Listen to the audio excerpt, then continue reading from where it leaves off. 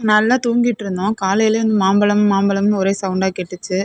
சரின்ட்டு அதுக்கப்புறம் கீழே வெயிட் பண்ண சொல்லிட்டு மாம்பழம் என் ஹஸ்பண்டை வாங்கிட்டு வர சொன்னேன்.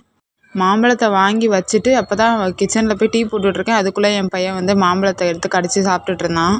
காலையில் எழுந்திரிச்ச உடனே டீன்னு கேட்க ஆரம்பிச்சிட்டான். அப்புறம் அவனுக்கு டீயை போட்டு கொடுத்துட்டு குடிக்க வச்சுட்டு அப்புறம் சமைக்க ஆரம்பிச்சிட்டேன். நைட்டு சுட்ட இட்லி இருந்துச்சு. சரி இட்லி உப்புமாலாம் வந்து நமக்கு பிடிக்காது. சரி பொடி இட்லி மாதிரி அதை ட்ரை பண்ணி பார்ப்போம் அப்படின்ட்டு பொடி இட்லி மாதிரி செஞ்சேன். அதுக்கப்புறம் வந்து பீட்ரூட் நிறையா இருந்துச்சு. பீட்ரூட் பிரியாணியும் ஃபஸ்ட் டைம் தான் ட்ரை பண்ணேன். என் பையனுக்கு வந்து நெய்னா ரொம்ப பிடிக்கும். அதனால் எப்போவுமே நெய் டப்பாவை எடுத்தேனாலே அவனுக்கு ஒரு ஸ்பூன் ஊட்டி விட்டு தான் நெய் யூஸ் பண்ணுவேன். பொடி இட்லிலாம் வந்து நானாக அடிச்சு விட்டது தான். ஆனால் அதை பொடி இட்லி மாதிரி செஞ்சும் சட்னி தொட்டு தான் சாப்பிட்டோம். காலையிலேக்கு பொடி இட்லியும் பீட்ரூட் பிரியாணி மதியத்துக்கும் செஞ்சேன். ஆனால் சாப்பிட்டது வந்து பழைய சாதம். ஏன்னா பழைய சாதம் நிறையா மிஞ்சிருச்சு.